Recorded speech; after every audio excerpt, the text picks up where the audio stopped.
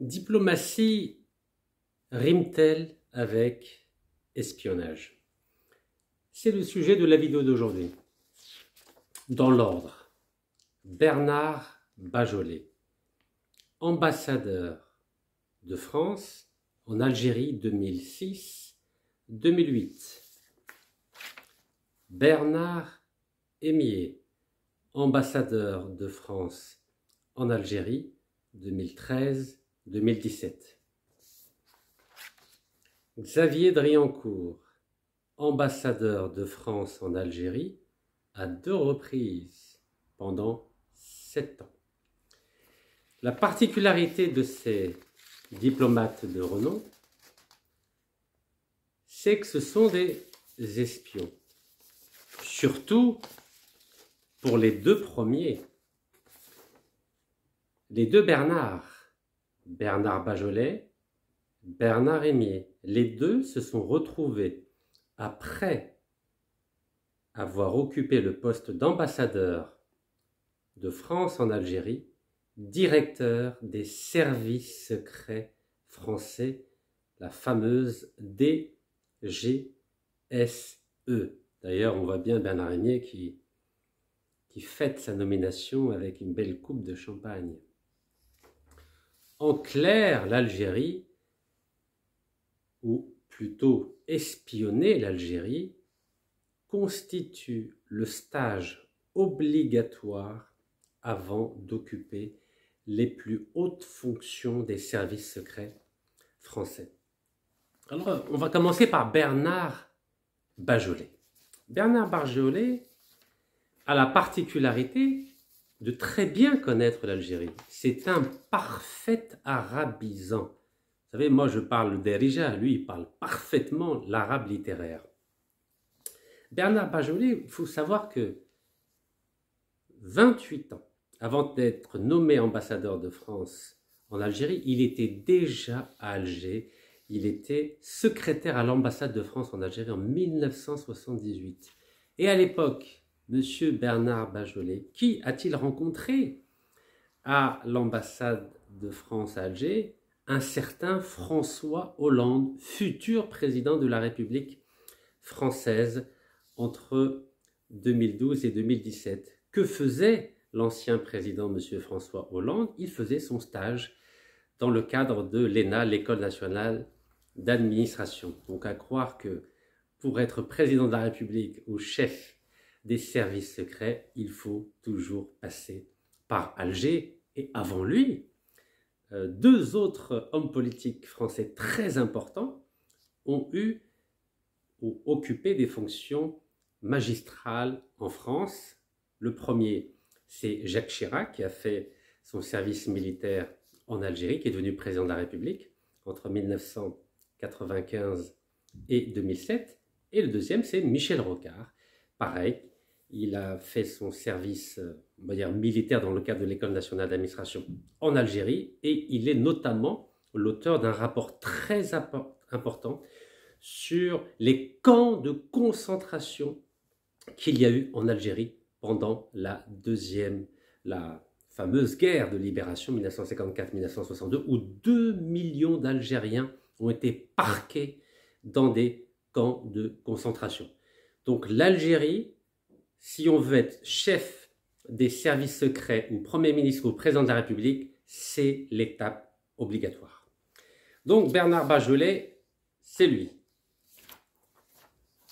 Bernard Hémier, vous le connaissez, c'est lui. Il est resté 7 ans à la tête des services secrets français avant de se faire, on va dire, limoger suite à l'arrestation de 4 espions français au Burkina Faso. Donc c'était l'année dernière, donc en décembre 2023.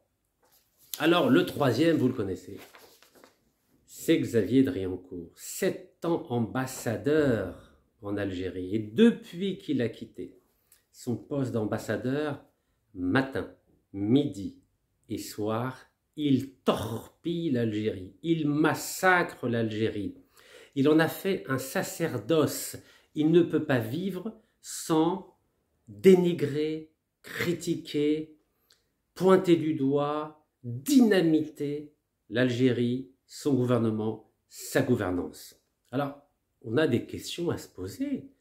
Comment se fait-il que ce monsieur, qui pendant cette année a été reçu par le président, par le Premier ministre, par les ministres, par les militaires, comment se fait-il qu'en quittant ses fonctions, en prenant sa retraite, il a 70 ans ce monsieur, comment se fait-il qu'il écume tous les plateaux de télé, toutes les chaînes de radio, toute la presse écrite, tous les salons, toutes les conférences pour critiquer l'Algérie?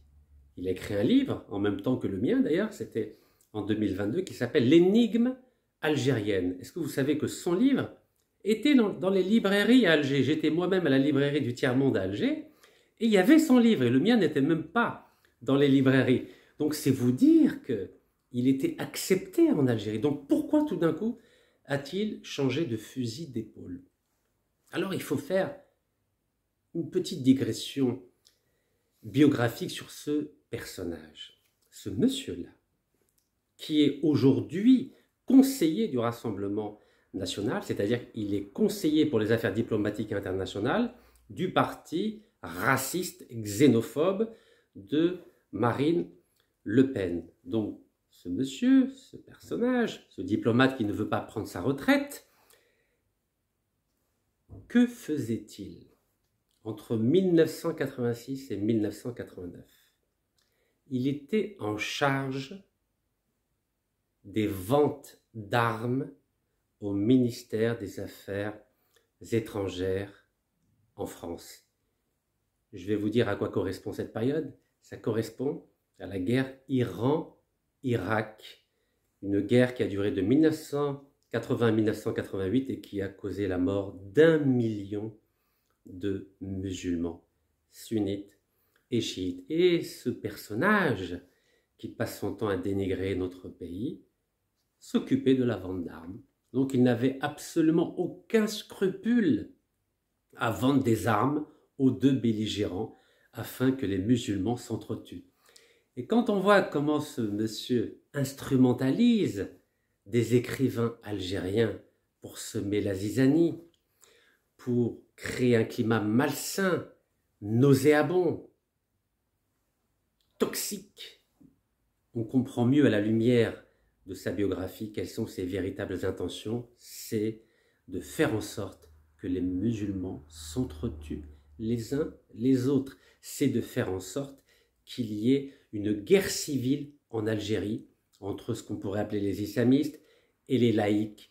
Et le fait qu'il soit conseiller pour les affaires diplomatiques et internationales d'un parti raciste et xénophobe et qu'il soit en première ligne pour défendre certains Algériens contre d'autres Algériens en dit long sur ses intentions. Et je vais simplement vous citer un exemple. Dans son livre L'énigme algérienne, dont toute la presse française a parlé, il est censé connaître l'Algérie, mais à aucun moment il cite mon nom. Et excusez-moi, je crois avoir joué un rôle petit dans ce qui s'est passé en Algérie entre 2013 et 2019. Mais ce monsieur n'en parle jamais. Pourquoi je vous dis cela? Je vous dis cela pour vous dire que dans la stratégie ou dans la tradition des diplomates français, il y a toujours eu un brin d'espionnage plus ou moins élevé. Et le père spirituel de ces trois diplomates, que sont M. Xavier Driancourt, M. Bernard Bajolet et M. Bernard Rémier, leur père spirituel, c'est ce monsieur-là, Charles de Foucauld, élève de l'école Saint-Cyr, donc militaire, qui s'est improvisé. Une fois, il est juif, quand il va au Maroc en 1883. Une fois, il est musulman pour passer inaperçu au milieu des Arabes et des Berbères.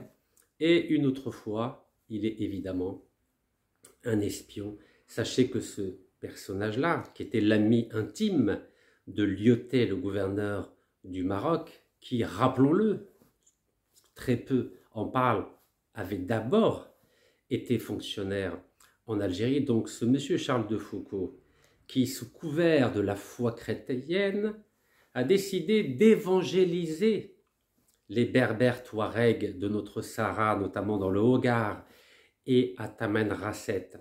Il a été le premier à faire un dictionnaire touareg français avec comme seul but de christianiser l'Algérie. Mais au bout d'un moment, il a été démasqué et en 1916, il a été tué par les Touaregs qui avaient compris son double jeu. Donc voilà le père spirituel de ces diplomates arabisants comme Monsieur Bernard Monsieur Driancourt, bon, il ne parle pas beaucoup arabe, mais il se débrouille bien. Donc, comme Monsieur Bernard Bajolet, parfait arabisant. Vous savez qu'il était aussi ambassadeur en Jordanie et en Irak. Ou Monsieur Bernard Rimier, qui connaît parfaitement l'arabe. Voici le père spirituel de cette longue tradition de diplomates espions français. Je me suis permis de faire cette introduction biographique pour que les Algériens comprennent qu'aujourd'hui, nous n'avons plus d'amis. Nous avons des ennemis. Un grand constitutionnaliste, professeur de droit allemand qui s'appelle Carl Schmitt, avait écrit dans son livre « La théorie du partisan » la chose suivante. Pour avoir des amis, il faut avoir leur accord. Car si celui que vous décidez de faire ami n'est pas d'accord, il ne sera jamais votre ami. Mais pour faire un ennemi, on n'a pas besoin de son accord. Il suffit simplement de décider, voilà qui sera mon ennemi. Donc aujourd'hui, ces trois personnages dont je vous ai succinctement indiqué la biographie ont décidé de faire de l'Algérie leur ennemi. Et c'est la raison pour laquelle, aujourd'hui, nous assistons à une tornade, à un tsunami de l'ensemble de la classe politique française, de l'ensemble de l'intelligentsia française, de l'ensemble des médias français, de l'ensemble des clubs de réflexion français contre l'Algérie. D'un seul homme, comme par un coup de baguette magique, toute la France intellectuelle, toute la France politique, toute la France médiatique a oublié Israël et le génocide palestinien pour se concentrer uniquement sur l'Algérie en disant les pires atrocités. Vous savez, dans ces moments-là, et j'en suis un exemple vivant, on oublie les griefs ou les reproches qu'on peut faire à la gouvernance de notre pays pour s'unir afin de défendre l'Algérie, afin de défendre le peuple algérien contre ces ennemis qui ont enfin montré leur véritable visage. Charles de Foucault, il a fallu attendre 1916 pour que les Touaregs comprennent qu'il était en train de les manipuler. Vous observerez que ce personnage utilise la laïcité comme Charles de Foucault avait utilisé la religion chrétienne pour diviser l'Algérie. Et à cela, il faut que nous nous mobilisions sur le plan politique, diplomatique, intellectuel et médiatique si nous ne voulons pas que cette stratégie qui a commencé déjà depuis plus d'un siècle, elle continue à saboter l'identité algérienne, la gouvernance algérienne et la paix dans notre pays. Je vous dis à très bientôt. Tahia al-Jazair, Wallah yarham al-shuhada, Inch'Allah.